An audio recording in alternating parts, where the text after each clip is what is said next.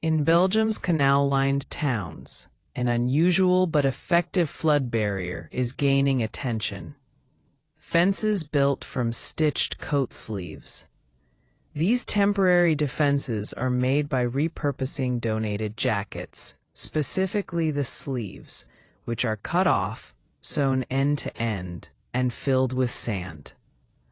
Once packed, the fabric arms are stacked in long braided patterns to form low walls along canal edges or near flood-prone walkways.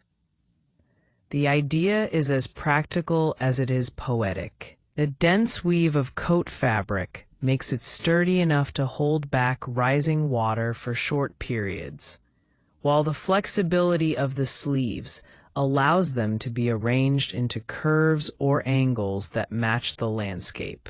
When placed in overlapping rows, they act like sandbag chains, creating quick, adjustable barriers that can be laid out in hours by volunteer crews or local residents. The sleeve fences are designed for temporary use, such as during storms or maintenance events when canal water levels are expected to rise. Afterward, the sand can be emptied and reused, and the fabric either composted or returned for repacking. In some cases, community sewing circles or student groups help stitch the sleeves, turning the barrier building process into a local effort of resilience and reuse.